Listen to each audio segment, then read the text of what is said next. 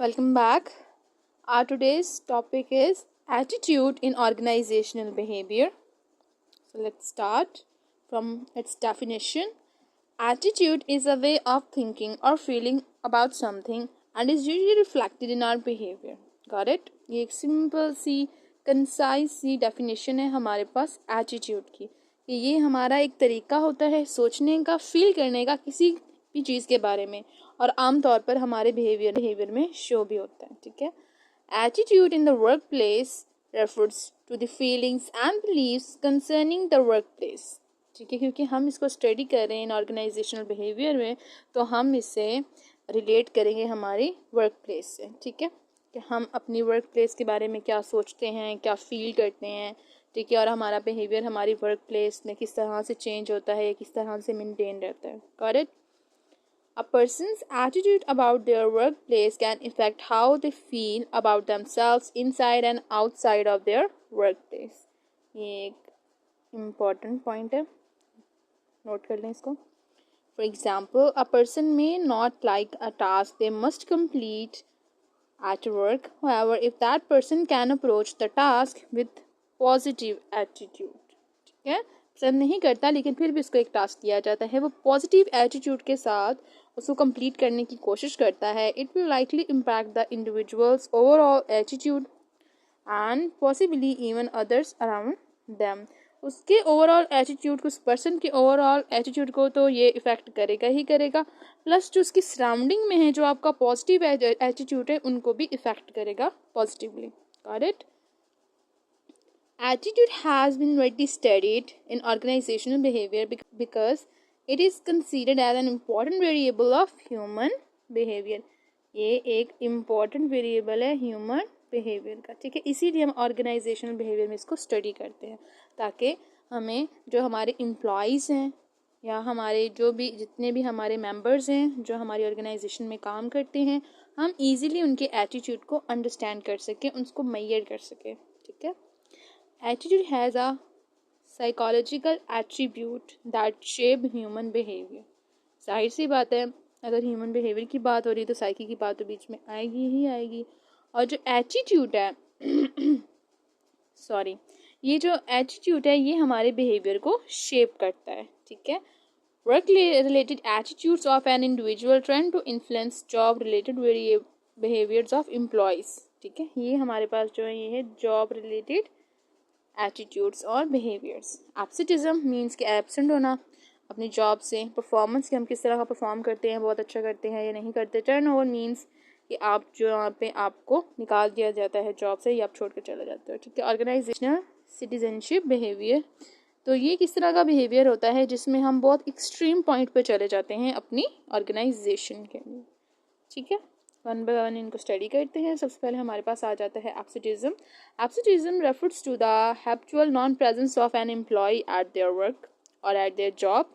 ठीक है, कि जो एक एम्प्लॉय है वो मोस्टली एब्सेंट रहता है अपनी जॉब से और अपनी ऑर्गेनाइजेशन से. ठीक है, और इसके लिए इसको इफेक्ट करने के लिए बहुत सारे हमारे पास फैक्टर्स हो सकते हैं, उनको भी हम स्टडी करते हैं. This extend beyond what is deemed to be within an acceptable realm of days away from the office.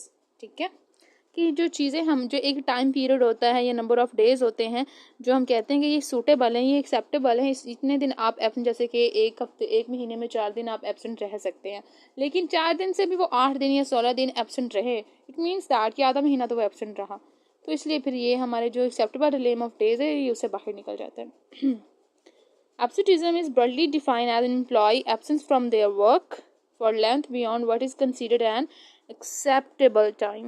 ठीक है, ये पॉइंट नहीं भूलना चाहिए. Absenteeism may be the result of job dissatisfaction. ये फैक्टर्स हैं जो इफेक्ट कर रहे हैं हमारे absenteeism को. Ongoing personal issues and chronic medical problems. Means कि इन इश्यूज़ की वजह से भी ये नहीं है कि जो हमारे एम्प्लॉय वो काम नहीं करना चाह रहा, उसके पास प्रॉब्लम्स हो सकती हैं. ठीक है, जैसे जॉब डिससेटिस्फैक्शन हो सकती है, ऑनगोइंग पर्सनल इश्यूज हो सकते हैं और मेडिकल प्रॉब्लम्स भी हो सकती हैं. लेकिन लॉन्ग टर्म के लिए अगर हम एब्सेंट रहेंगे तो ये हमारे लिए प्रॉब्लमेटिक हो सकता है, क्योंकि कोई भी ऑर्गेनाइजेशन, कोई भी कंपनी नहीं चाहेगी कि हम अपने वर्क से एब्सेंट रहें मोस्टली. ठीक है, इस तरह से उनकी जो फर्म है, उनकी ऑर्गेनाइजेशन है, उनकी कंपनी है, उसकी प्रोडक्टिविटी और एफिशिएंसी पे फ़र्क पड़ता है, ठीक है। और वैसे भी हमें जो पैसे मिलते हैं वो काम करने के मिलते हैं, अगर एब्सेंट रहेंगे तो फिर वो हमें क्यों पे करेंगे, ठीक है। उसके बाद आता है organisational citizenship behaviour is when employees goes above and beyond their job description to help the organization, यानी हम बहुत एक्सट्रीम लेवल्स पे चले जाते हैं, ठीक है, अपनी ऑर्गेनाइजेशन के लिए, ठीक है। और इसको हम एक दूसरा नाम देते हैं गोइंग द एक्स्ट्रा माइल। ये एक इम्पॉर्टेंट एमसीक्यूज के तौर पे आप इसको याद रखिएगा, ठीक है। आगे हमारे पास आते हैं कंपोनेंट्स ऑफ एटीट्यूड। ये कंपोनेंट बहुत ज़्यादा इंपॉर्टेंट है, आपने इनको अच्छे से सुनना है, स्टडी करना है और उनको नोट करना है। और एक जो चीज़ मैं आपको कहना चाहूँगी कि अगर आप लोग नोट नहीं करना चाह रहे, आपको नोट करना बहुत मुश्किल लगता है, तो कोई इश्यू नहीं है, आपने लेक्चर को अच्छे से समझना है, ठीक है। नोट बिल्कुल ना करें, आप लेक्चर को अच्छे से समझें। और मैं लेक्चर अभी रिकॉर्ड कर रही हूँ, इसकी डिस्क्रिप्शन में मैं आपको अपने इंस्टा का लिंक दे दूंगी, वहाँ आपने मुझे एक मैसेज ड्रॉप करना है, या फिर यहीं पे आप यूट्यूब पे कमेंट में आप मुझे एक मैसेज ड्रॉप कीजिएगा, तो फिर मैं आपको सेंड कर दूंगी पीडीएफ, ठीक है, नोट्स का। तो आपको नोट्स मिल जाएंगे, नोट्स के लिए आपने परेशान नहीं होना, लेकिन जो टॉपिक्स हैं, जो कॉन्सेप्ट हैं, इनको अच्छे से ग्रैब करना है, ठीक है। चलें फिर स्टार्ट करते हैं कंपोनेंट्स ऑफ एटीट्यूड। हमारे पास यहाँ पे बेसिकली 3 कंपोनेंट है। First one is cognitive, affective and cognitive और behavioural. The cognitive component refers to a person's knowledge or belief about something. For example, Tom says he believes all snakes are deadly. This is Tom's personal cognitive thought about snakes. Means कि जो हमारा cognitive component है, यहाँ पे हम क्या करते हैं, जो हमारा पर्सन है या हम खुद हैं, हमारा पर्सनल बिलीव होता है, पर्सनल नॉलेज होता है, जितनी इन्फॉर्मेशन हमारे पास होती है, जितना नॉलेज हमारे पास होता है पर्सनली, हम इस चीज़ के बारे में जितना भी सोचते हैं, तो ये हमारा आ जाता है पर्सनल नॉलेज बेस, ठीक है, कि हम इस चीज़ के बारे में, जैसे डॉम है, उसने सोचा है कि जो सारे स्नेक है वो डेडली हैं, तो ये उसकी एक सोच है, ये उसका एक बिलीव है, ये उसका नॉलेज है, आगे उसको कुछ नहीं पता। उसके बाद हम आ जाते हैं अफेक्टिव में। The affective component refers to a person's emotional response to something, ठीक है। तो यहाँ पे जो सेकेंडली यहाँ पे ऊपर जो हमने कॉग्निटिव में बात की, उसमें ये था कि एक पर्सन का अपना नॉलेज और उसका बिलीव है, और अफेक्टिव में जाएं जो इफेक्ट करे, इफेक्टिव में जाएं तो एक यहाँ पे पर्सन का पर्सनल रिस्पॉन्स हो जाता है, इमोशनल रिस्पॉन्स हो जाता है, ठीक है। जैसे अगर यहाँ पे अगर हम पढ़ते हैं, अगर पहले टॉम ने कहा है कि जो सारे उसका बिलीव है कि जो सारे स्नेक्स हैं वो डेडली हैं, यहाँ पे वो कहता है कि वो उससे डेंजरस लगते हैं, वो उसको ख़तरनाक लगते हैं, ठीक है। फॉर इंस्टेंस टॉम में elaborate that he is terrified of all snakes. This is Tom's emotional effective feeling about snakes, ठीक है। He feels terrified of snakes. पहले ये था कि उसका नॉलेज उसके बारे में सारे डेडली होते हैं, बहुत डेंजरस, बहुत ख़तरनाक होते हैं हमारे पास, ये उसका पर्सनल नॉलेज था, उसका बिलीव था। और जो उसका इफेक्टिव है, उसका इमोशनल रिस्पॉन्स है, वो ये है कि वो इन सांपों से डरता है, ये सांप बहुत डेंजरस है, बहुत डरावने होते हैं, ठीक है। उसके बाद आता है कॉग्निटिव हमारे पास कंपोनेंट, लास्ट है हमारे पास component. Cognitive component refers to actions taken, means के हमें नॉलेज है उसके बारे में, हमारा बिलीव है, हमारा इमोशनल रिस्पॉन्स भी है, फिर अब हम क्या करेंगे, हम एक्शन लेंगे, ठीक है। एक्शन में हम क्या करेंगे, हम चीज़ों को अवॉइड करेंगे, क्योंकि हम उससे बचना चाह रहे हैं, तो हम अपने कॉग्निटिव में एक्शन में यही कर सकते हैं, वो जाके उनसे जंग थोड़ी करेंगे, उनसे बचने की कोशिश करेंगे। A definition for the cognitive component is the attitude that influence how we act, ठीक है, ये बेहतर definition है। For example, Tom may refuse to take any overgrown grassy pathways to avoid running into a snake. ये उसने यहाँ पे avoid करना शुरू कर दिया है, ठीक है, उसने action ले लिया है, इसने टॉम ने अपना एक्शन ले लिया है सांपों से बचने के लिए। आगे इसको थोड़ा सा मज़ीद स्टडी कर लेते हैं, ताकि जो हमारा कॉन्सेप्ट है बेहतर और अच्छी तरह से समझा जा सके। Each one of these components is very different from the other and they can build upon another to form our attitude and therefore affect how we relate to the world. For example, we can believe, चलें ये एक example है, ये जब मैं आपको note send करूँगी, या अभी आप इसको ना वीडियो को पॉज करके इसको पढ़ लें, ये ईजी से एग्जाम्पल है, बिल्कुल वैसी है जैसे मैंने पीछे आपको स्नैक्स की दी। तो हम अगला इसका पार्ट कर लेते थोड़ा सा, ठीक है। Taking this a step further, we can assemble some ideas of how these 3 components can impact the workplace. The challenge in the workplace is that now these components are tied to work function, policy, procedure, and organizational structures, as well as the people and individual present in the organization. Got it? For example, we could have thought or believe cognitive about manager in journal, and those thoughts or beliefs could manifest themselves in not trusting a manager. ठीक है, हमारे पास जो पहला यहाँ पे point है cognitive की, अगर हम बात करें कॉग्निटिव की, अगर हम यहाँ पे बात करें तो हमारा बिलीव है मैनेजर के बारे में, हमने एक अपना थॉट एक बिलीव बनाया हुआ है। और अगर हम अफेक्टिव में जाए तो हमने थॉट बिलीव क्या बनाया है, हमारा इमोशनल रिस्पॉन्स क्या है कि मैनेजर पे ट्रस्ट नहीं करना। Thus we would never want to develop a close relationship with a manager। तो ये हमारा एक्शन हो गया, कॉग्निटिव हो गया, कि क्योंकि हमारे पास थॉट और बिलीव हैं मैनेजर के बारे में, और फिर हमारा इमोशनल रिस्पॉन्स है कि वो ट्रस्टेबल बंदा नहीं है, वो ट्रस्टवर्थी नहीं है, तो फिर एक्शन में कॉग्निटिव में हम उस पर ट्रस्ट नहीं करेंगे। आई होप ये कंपोनेंट्स आपको क्लियर हो गए होंगे। ठीक है, तो यहाँ पे आगे हम करते हैं importance of attitude in organisational behaviour. तो यहाँ पे कुछ इंपॉर्टेंस के पॉइंट्स हैं हमारे पास, मैंने हाईलाइट किए हुए हैं, तो इसको हम स्टडी कर लेते हैं। Let's start. Job dissatisfaction and employee engagement. ठीक है, ये पहला हमारी इंपॉर्टेंस का पॉइंट है। ठीक है, positive attitude foster job satisfaction and engagement leading to higher productivity and motivation. जाहिर सी बात है, जब हम पॉजिटिव एटीट्यूड के साथ कहीं काम करेंगे तो जाहिर सी बात है उससे हमारी जॉब सेटिस्फेक्शन भी बढ़ेगी, हमारे एम्प्लॉयज़ की एंगेजमेंट बढ़ेगी। अच्छा, इसमें जो पॉजिटिव एटीट्यूड है वो ये नहीं है कि सिर्फ एम्प्लॉय ने ही अपना पॉजिटिव एटीट्यूड शो करना है, यहाँ पे ऑर्गेनाइजेशन की भी बात हो रही है, ऑर्गेनाइजेशन ने भी अपना पॉजिटिव एटीट्यूड शो करना है। ठीक है, अगर जो हमारी ऑर्गेनाइजेशन है वो पॉजिटिव एटीट्यूड शो करती है तो जाहिर सी बात है जो एम्प्लॉयज़ है उनकी एंगेजमेंट बढ़ेगी, और जो एम्प्लॉयज़ उनकी जॉब सेटिस्फेक्शन बढ़ेगी। ठीक है, मज़ीद सेटिस्फाइड होंगे अपनी जॉब से, और उनकी जो प्रोडक्टिविटी है वो ज़्यादा हो जाएगी। ठीक है, और वो बहुत ज़्यादा मोटिवेट रहेंगे। और इसी तरह अगर जो एम्प्लॉयज़ हैं उन वो पॉजिटिव एटीट्यूड के साथ अप्रोच करते हैं तो क्या है कि उनकी अपनी, क्योंकि वो बहुत ही एफिशिएंटली काम कर रहे होते हैं, बहुत ही प्रोडक्टिवली काम कर रहे होते हैं। ठीक है, बहुत ज़्यादा मोटिवेटेड होते हैं, और उनकी जॉब सेटिस्फेक्शन भी होती है। ठीक है, जो अपनी जॉब से बिल्कुल सेटिस्फाइड होते हैं। तो ये दोनों चीज़ें ही एक दूसरे को इफेक्ट कर रही होती हैं पॉजिटिव वे। अगर हम नेगेटिव वे की बात करें तो जाहिर सी बात है नेगेटिव वे में दोनों चीज़ें बैडली इफेक्ट करेंगी, जॉब डिससेटिस्फेक्शन होगी। ठीक है, डिमोटिवेट हो जाएंगे। सही है, एब्सेंटिज्म बढ़ेगा और टर्नओवर बढ़ेगा। ठीक है, अगर हमारा जो एटीट्यूड है वो नेगेटिव होगा। तो नीचे मैंने नेगेटिव वाला पॉइंट लिखा, इसको आपने चेक कर लेना। सही है, अब हमारा सेकेंड पॉइंट है इंपॉर्टेंस में, वो है organisational culture. Attitudes shape the overall firm's culture by affecting worker relation, contact patterns and the overall work climate। ठीक है, तो ये हमारी ये पहली जो दो लाइनें हैं ये डिस्क्राइब करती हैं कि किस तरह से जो एटीट्यूड है, या फिर हमारा जो पॉजिटिव और नेगेटिव की बात हम आगे कर लेते हैं, जो हमारा एटीट्यूड है वो किस तरह से हमारी ऑर्गेनाइजेशन को इफेक्ट करता है और उसके लिए कितना इंपॉर्टेंट है। Positive attitude promote a healthy and validating culture, boosting a union and team work. यानी ये यहाँ पे इंपॉर्टेंस ऑफ पॉजिटिव एटीट्यूड आ गई है।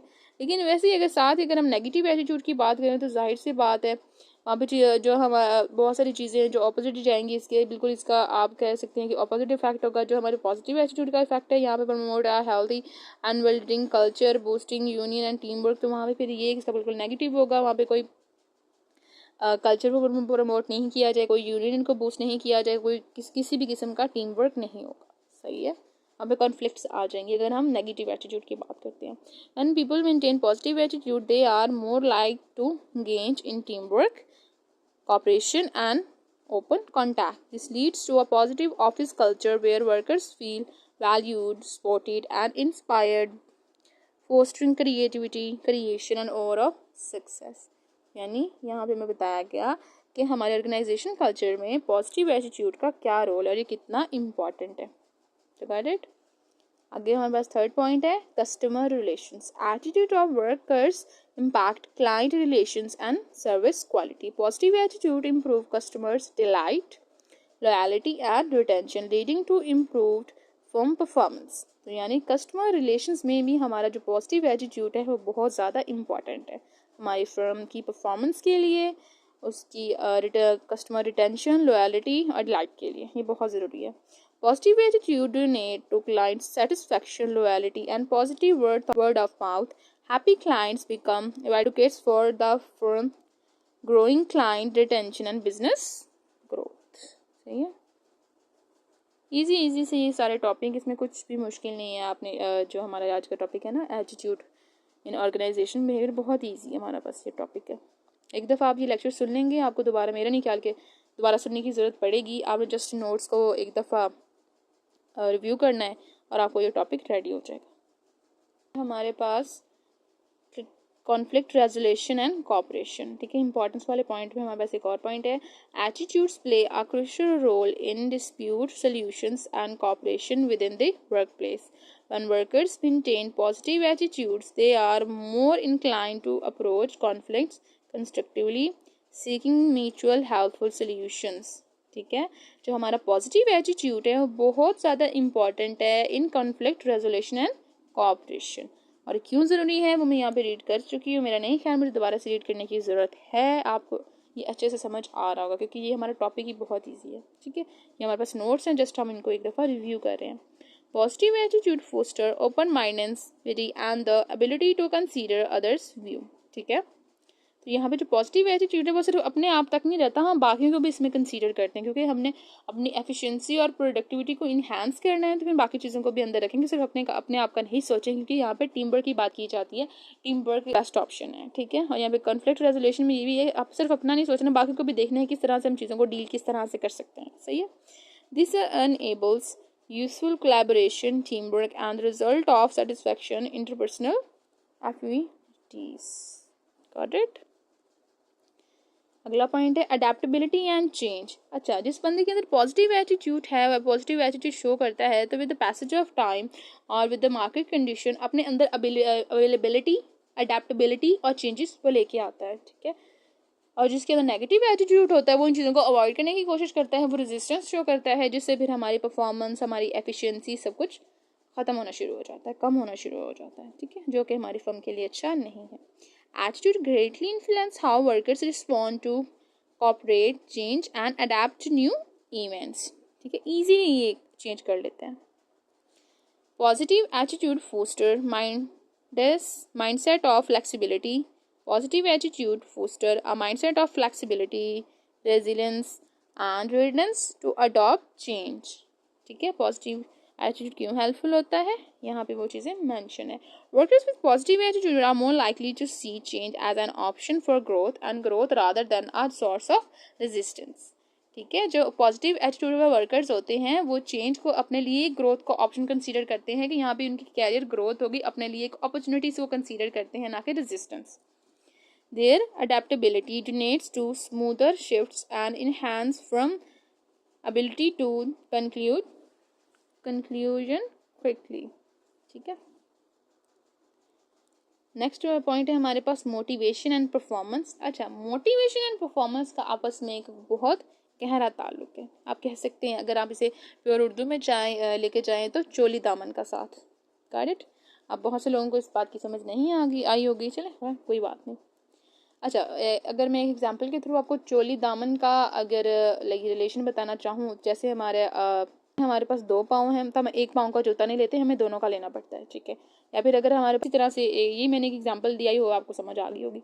चलिए अगला पॉइंट स्टार्ट करते हैं, motivation and performance. Attitudes are closely linked to worker motivation and performance. Positive attitude create a positive psychological state, foster the initiative and a strong work ethic. यानी जो positive attitude है वो closely related है किससे, हमारी motivation and performance से। अब देखिए, एक पर्सन बहुत ज़्यादा, अगर हम एम्प्लॉय की एग्जांपल या ऑर्गेनाइजेशन की नहीं लेते, जो हमारा एक एम्प्लॉय बहुत ज़्यादा मोटिवेटेड है, तो जो बहुत ज़्यादा उस मोटिवेशन का जो असर है, जो इम्पैक्ट है, वो उसकी परफॉर्मेंस पे पड़ेगा, उसकी प्रोडक्टिविटी बढ़ेगी, उसकी एफिशिएंसी बढ़ेगी, वो बहुत ही अच्छे से काम करके लेके चलेगा, काम को डील करेगा। ठीक है, तो जो हमारा पॉजिटिव एटीट्यूड है वो इन्फ्लुएंस करता है हमारी मोटिवेशन एंड परफॉर्मेंस को। ठीक है, workers with positive attitude are driven to gain their goals, take the right of their work and strive for greatness. This leads to higher levels of outcome, quality output and overall firm's success. तो देखें किस तरह से important है positive attitude in organizational behavior. सही है, तो हमारे पास अगला पॉइंट है leadership and influence others. जाहिर सी बात है, अगर हम जो हमारे लीडर्स हैं वो पॉजिटिव एटीट्यूड शो करेंगे तो आगे हमारे एम्प्लॉयज़ करेंगे, तो आगे हमारे एम्प्लॉयज़ हैं वो पॉजिटिव एटीट्यूड शो करेंगे, जिससे हमारी जो ओवरऑल फर्म है वो पॉजिटिव एटीट्यूड शो करेगी और पॉजिटिवली इफेक्ट होगी, जिससे वो मज़ीद ग्रो करेगी। ठीक है, चलिए इसको आपकी आसानी के लिए रीड कर लेते हैं।